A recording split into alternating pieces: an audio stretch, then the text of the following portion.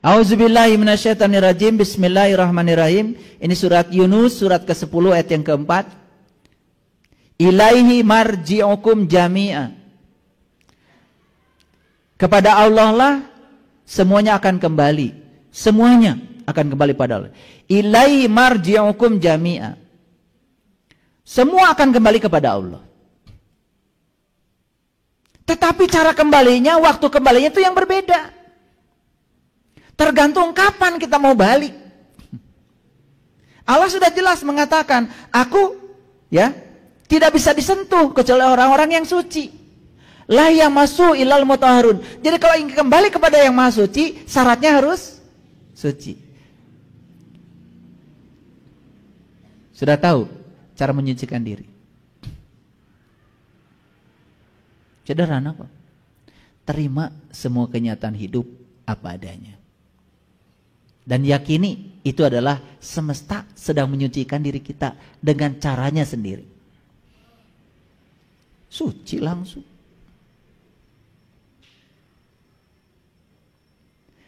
Sesederhana itu sebetulnya.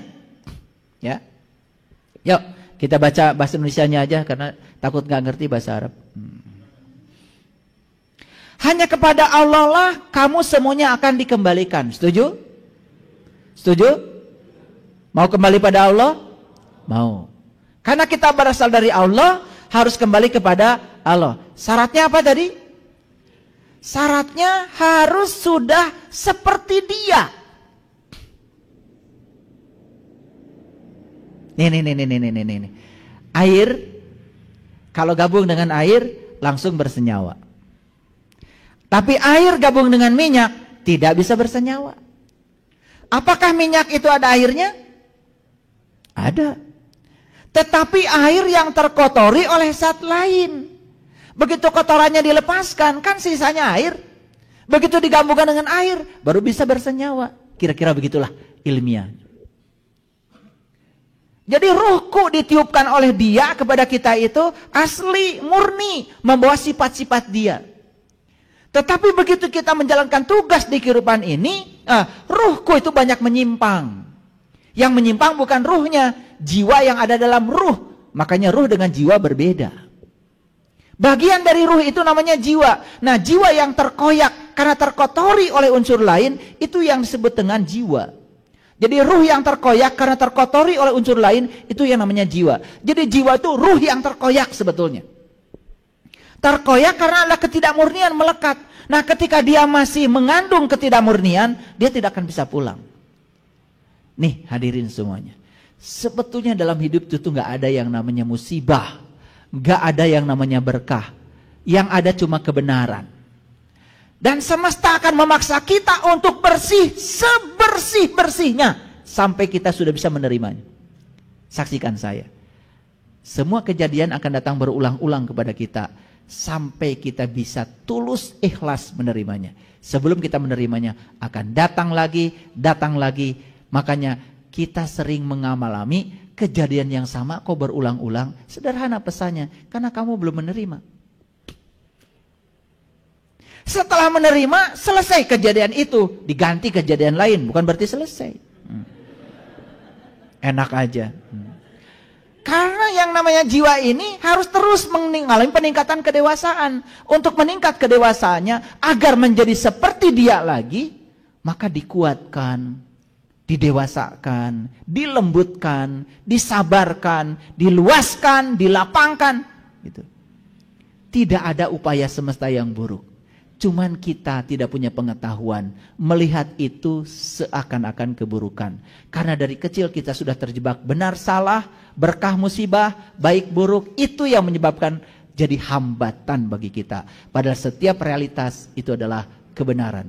Tidak ada satu peristiwa di semesta pun yang terjadi tanpa kehadiran Dia, bukan? Itulah kalimat la ilaha illallah. Jadi la ilaha illallah itu yang mana sih? Yang bukan Dia. Itu la ilaha illallah itu. Jadi bukan ditulis di mobil. Jadi akhlak, jadi karakter diri. Gitu. Dan saya tahu yang la ilaha illallahnya sudah menjadi akhlak, dengan la ilaha illallahnya baru bacaan di mulut, saya tahu. Saya bisa tahu kok satu-satu. Nah, sebagai janji yang benar daripada Allah, sesungguhnya Allah menciptakan makhluk pada permulaannya, kemudian mengulanginya kembali. Itu yang namanya siklus. Jadi kalau kita tidak suka dengan istilah siklus, ya terus mau seperti apa saya menjelaskannya? Karena siklus ini bukan soal keyakinan, ini sudah jadi hukum alam. Gak percaya? Yuk, lihat sekarang. Ada orang mati, dikubur. Di mana dikuburnya? Di tanah. Hilang gak lama-kelamaan? Hilang. Menyatu dengan siapa? Dengan tanah. Jadi atom-atom yang di tubuh kita diurai lagi. Yang mineral air ke air, yang kalsium ke kalsium, yang magnesium ke magnesium, yang aurum ke aurum, hidrargium ke... Itu ada 140 unsur di semesta ini akan kembali ke unsurnya masing-masing. Setelah itu menyatu dengan tanah. Berikutnya apa? Kalian kan nanam singkong. Singkong ngambil makanan dari mana? Dari tanah. Makanan yang diambil apa? Apa? Semua unsur-unsur yang ada di tanah. Termasuk tubuh yang sudah menyatu dengan tanah. Kan sudah jadi tanah lagi. Betul apa tidak? Jadi singkong, jadi kangkung, jadi tomat, jadi toge. Dimakan siapa? Dimakan siapa? Dimakan kalian. Kita saya nggak ikut makan. Setelah dimakan jadi apa? Jadi saripati makanan. Yang namanya sel sperma, sel telur. Berpelukan, kan jadi lagi. Sesederhana itu kok. Betul nggak? Jadi tubuh ini bersiklus apa tidak? Bersiklus. Nanti tubuh saya ditinggalkan kan oleh diri sejati saya. Dikubur? Ya terserah. Mau dikubur, mau dibakar, mau jatuh di laut, mau dimakan ikan, ujung-ujungnya dimakan manusia lagi. Betul apa tidak? Yang jatuh di laut dimakan ikan, ikannya dimakan kalian juga, gak dimakan saya ya. Itu siklus. Jadi yang bersifat materi saja bersiklus. Apalagi yang bersifat ruhani. Karena dia abadi. Untuk menjalankan kehidupan kan perlu tubuh. Kan saya bilang tadi, kalian nyubit di mana? Di sini. Kalian dicubit di mana? Enak kalian dicubit udah gak punya tubuh. Gak kerasa dong. Itu bukan hari pembalasan itu. Hari pembalasan itu harus sama dan setimpal. Fama ya'mal misqala dzarratin wa may ya'mal misqala dzarratin. Pinter kalian. Udah ngelotok ayatnya. Cuman kesadarannya gak ada, itu aja. Kalau sudah sadar ayat itu, atuh berhenti bikin sebab buruk. Berkata yang buruk. Menciptakan perilaku yang buruk. Mani resep eta amak teh. Sudah jadi hobi, dikit-dikit nyolot, dikit-dikit marah. Anak disebut salah oleh kita marah. Ya Allah. Anak tuh sedang belajar. Tamu agung yang datang ke semesta untuk dihormati oleh kita. Siapa tahu yang sebut anak kita hari ini adalah leluhur kita. Yang sedang mengambil kebaikan dari kita. Makanya kan doanya juga Allahumma gfirli wali walidayya warhamhuma kama rabbaini shaghira. Ya Allah, ampunilah aku dan dosa kedua orang tua. Sayangi beliau sebagaimana beliau menyayangi aku waktu aku kecil. Waktu kecil kita disayangi mereka. Mereka kecil disayangi kita. Hati-hati yang disebut anak cucu kita itu siapa? Kan buah mah tidak akan jatuh jauh dari pohonnya. Makanya akan bersiklus di situ-situ terus. Sampai selesai utangnya. Makanya ayat ini mengatakan, coba lihat ya. Sesungguhnya Allah menciptakan makhluk pada permulaannya, kemudian mengulanginya kembali. Ini ayatnya jelas. Agar dia memberi pembalasan kepada orang-orang yang beriman dan mengerjakan amal soleh dengan adil. Jadi untuk memberikan pembalasan Diciptakan kembali, diulang kembali siklusnya. Kalau hari ini, mohon maaf, ada yang hari ini berlimpah aja, kerja sedikit saja, duitnya banyak. Itu karena karma baikmu. Jangan-jangan dulu kamu senangnya berbagi. Makanya kalau guru saya mengajarkan, kalau kamu ingin masa depanmu gemilang, penuh dengan kebahagiaan, satu, perbanyak kebaikan hari ini. Karena kalau hari ini kamu berbuat baik, maka karma baik tidak akan pernah hilang kemanapun. Karena semua pemberianmu tidak ada buat orang lain, kecuali buat kamu sendiri. Makanya saya kalau ada orang mau diberi oleh saya ucapkan terima kasih. Terima kasih mau menerima pemberian saya. Saya tidak paksa orang lain harus berterima kasih pada saya. Karena apa? Kalau tidak ada orang yang mau diberi, saya juga tidak punya kebaikan. Makanya coba belajar mengajarkan berterima kasih pada diri kita. Jangan paksa orang lain yang kita beri berterima kasih pada kita. Kita berterima kasih pada mereka. Terima kasih ya sudah datang mengambil pemberian saya. Kalau tidak ada kalian, saya tidak bisa berbuat kebaikan. Sebanyak apapun harta saya tidak bisa berbuat kebaikan. Dan saya tidak bisa menitipkan kebaikan saya pada kalian. Jadi sebetulnya ketika kita memberikan kebaikan itu, kita sedang menitipkan kebaikan kita di surga. Dan itu akan kembali dalam bentuk kebaikan. Maaf ya, ada orang yang hari ini susah sekali. Ya, cari uang susah. Orang yang ngasih nggak ada. Maaf ya, mungkin kamu pernah jadi orang kaya di kehidupan yang dulu. Tapi pelitnya, auzubillah. Kalau dipahami seperti itu, semua itu menjadi gampang. Oh, ya sudah. Sekarang saya akan bangkit. Saya akan melakukan kebaikan walaupun saya tidak punya. Punya sedikit, terus melakukan kebaikan. Ternyata memberi pada saat kita tidak punya jauh lebih mulia daripada kita memberi saat kita sedang berkelebihan. Memberi saat kita berkelebihan biasa karena kita sedang berkelebihan. Tapi kita punya ngansak itu nak. Ada orang yang butuh dikasih sama orang lain. Percaya sama saya. Itu pemberian bukan untuk siapa-siapa, kecuali untuk diri kita sendiri. Yuk sekarang kita yakini tidak ada pemberian buat orang lain. Karena semua pemberian adalah tabungan buat kita sendiri. Paham ya? Itu pembelajarannya ya. Lanjut ya. Dan untuk orang-orang yang tertutup, kafaro, disediakan minuman air yang panas dan azab yang pedih disebabkan ketertutupan mereka. Kita lihat ayat selanjutnya. Ini Quran surat Ali Imran, surat ketiga ayat 161. Tidak mungkin seorang nabi berkhianat dalam sebuah urusan. Barang siapa yang berkhianat dalam sebuah urusan, maka pada hari kebangkitan, kapan hari kebangkitan? Nah kita kalau mengartikan hari kebangkitan selalu saja nanti. Padahal siapa tahu kehidupan kita yang sekarang ini sudah hari kebangkitan bagi kita dari kehidupan yang sebelumnya. Kita tuh sudah bangkit lagi sekarang. Artinya kita sudah diberi kehidupan yang baru.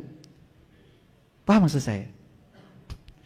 Jadi hari kebangkitan itu selama ini dipahami selalu saja ya dimatikan semua baru nanti kayak jamur katanya begitu.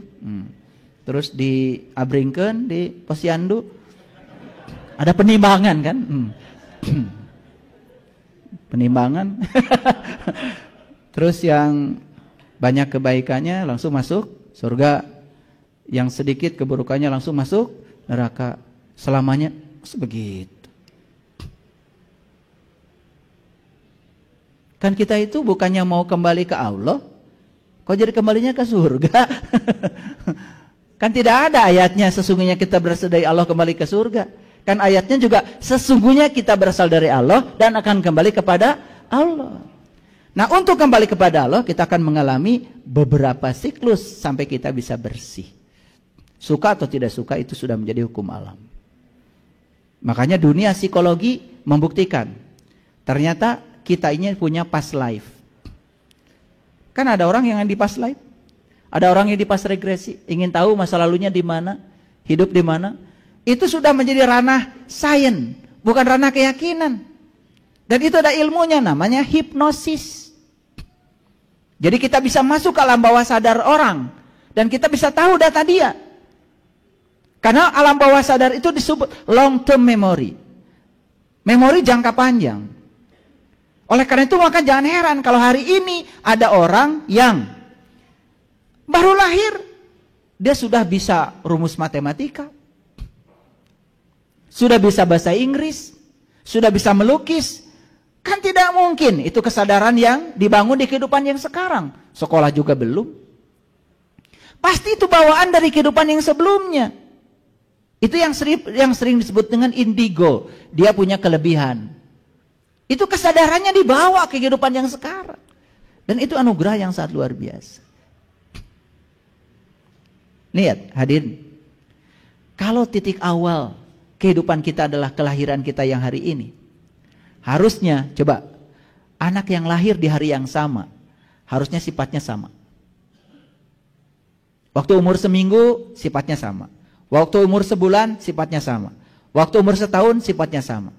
Kenyataan, lahir di hari yang sama, umur sebulan, 2 bulan, karakternya sudah kelihatan berbeda. Ada yang dari kecil sudah mulai pelit. Ada dari kecil sudah mulai pengen menang sendiri. Ada dari kecil sudah mulai pemarah. Ada dari kecil sudah mulai pendendam.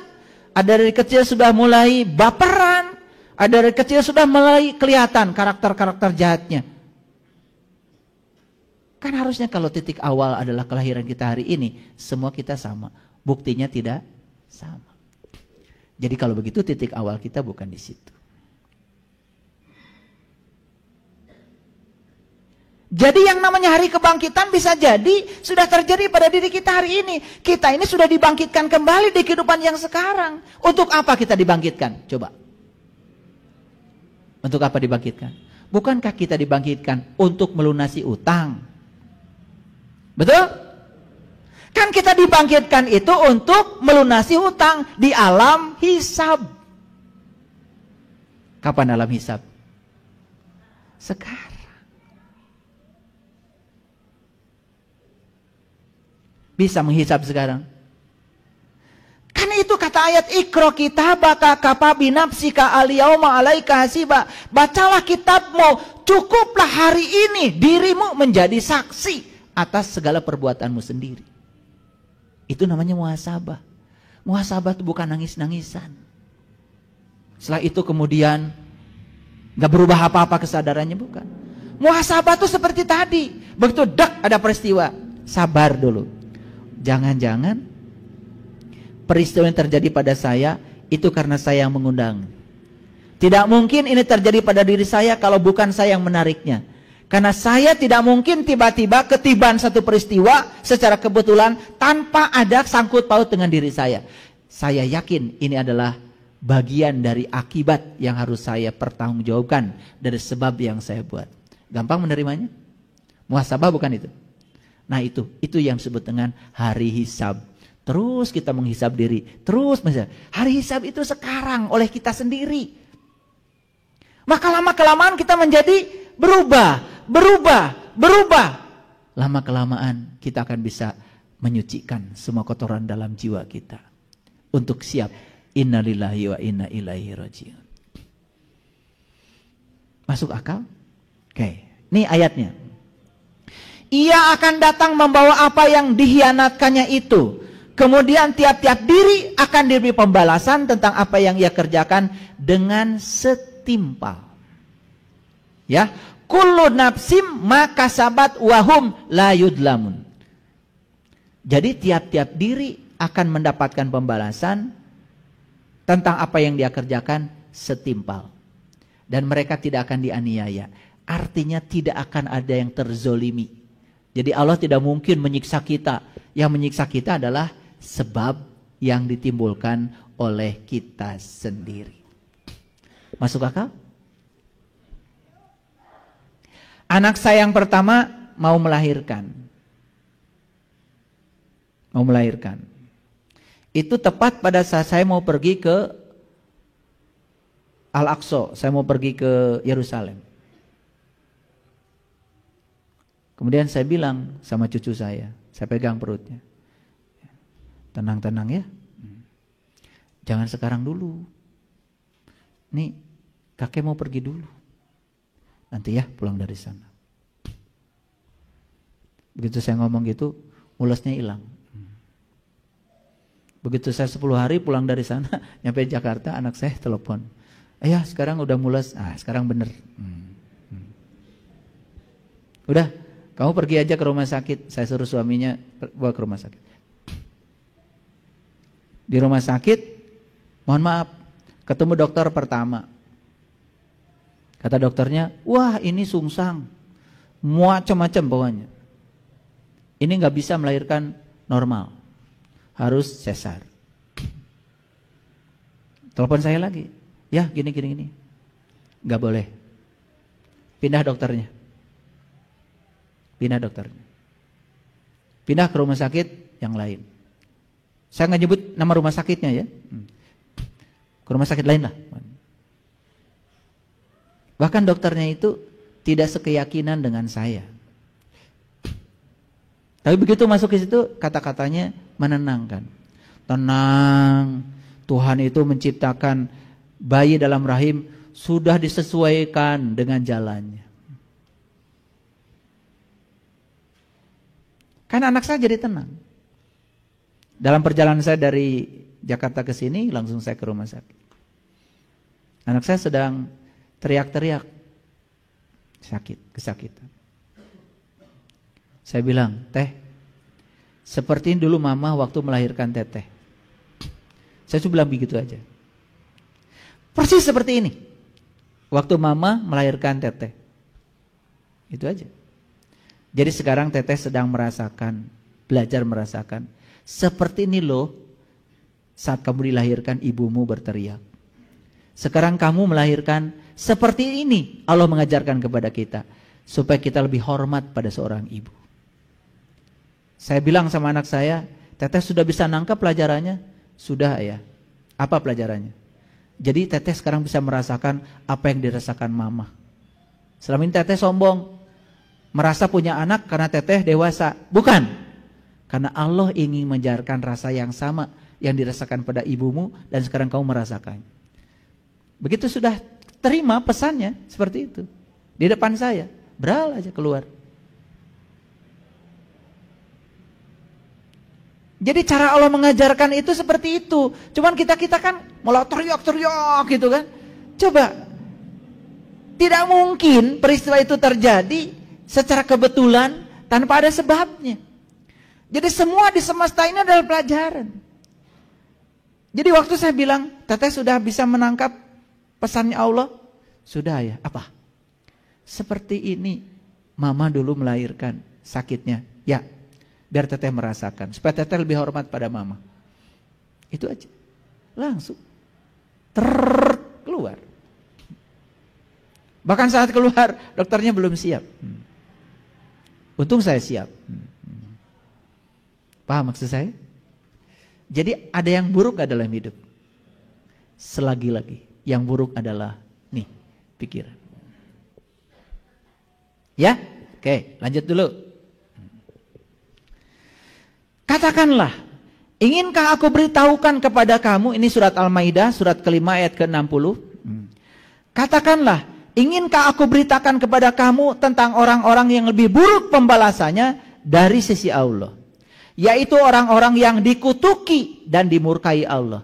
Di antara mereka ada yang dijadikan kera, ada yang dijadikan babi. Karena mereka menyembah togut. Mereka itu lebih buruk tempatnya dan lebih tersesat dari jalan yang lurus. Ini ayat gak bisa dibantah. Gak bisa dibantah.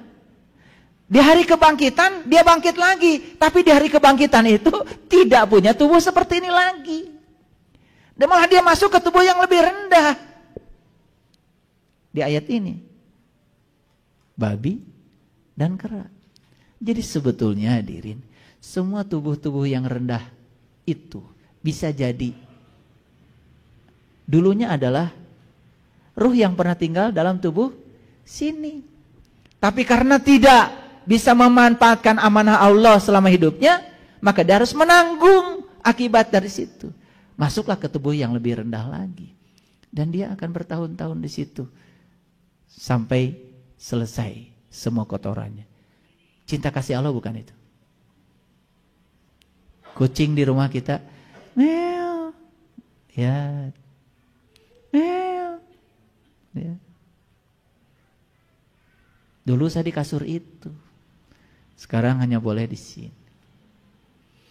Dulu saya kalau makan dagingnya, sekarang saya hanya dikasih cucuknya. Jangan-jangan itulah sebetulnya perjalanan seseorang untuk disucikan. Itu sebenarnya neraka tuh itu. Cuman kita nggak sadar. Makanya hadirin semuanya, tidak ada peluang untuk bertemu dengan jati diri kita kecuali saat kita punya tubuh yang sempurna ini. Ini kendaraan terhebat, ini kendaraan yang luar biasa yang disediakan semesta untuk mempertemukan jiwa dengan Dia. Hanya ketika punya tubuh ini kita bisa menemuinya. Makanya di Quran dikatakan, walaqad dara'na li jahannam katsiran minal jinni wal ins lahum qulub la yafqahuna biha wa lahum a'yunun la yubsiruna biha wa lahum adhanun la yasma'una biha ulaika kal an'am bal hum adall. Mereka yang punya kolbu tidak digunakan untuk melihat, mendengar dan memahami. Mereka itu sama saja dengan binatang. Ulaika kal an'am bal hum adall. Bahkan lebih hina dari binatang. Jadi kesimpulannya, banyak kelihatannya sebagai manusia, tetapi dia tidak bisa menjaga kemanusiaannya sebagai manusia. Malah justru dia dihuni oleh sifat kebinatangan dalam kemanusiaannya. Maka dia akan turun menjadi seperti ini. Maka di ayat ini dikatakan mereka akan menjadi kera atau babi. Bahkan di Quran surat Al-Baqarah 65 Allah mengatakan, barang siapa yang melanggar perjanjian dengan Allah, maka aku akan jadikan dia kera yang amat hina. Tahu kera? Kera? Masa nggak tahu? Itu hadirin. Jangan sampai kita di kehidupan yang akan datang malah justru jatuh untuk memenuhi tubuh-tubuh yang lebih rendah. Yuk, mumpung kita sedang menjadi manusia, kita pertahankan kewibawaan sebagai manusia. Gunakan potensi kita sebagai manusia untuk memanusiakan diri kita sebagai manusia.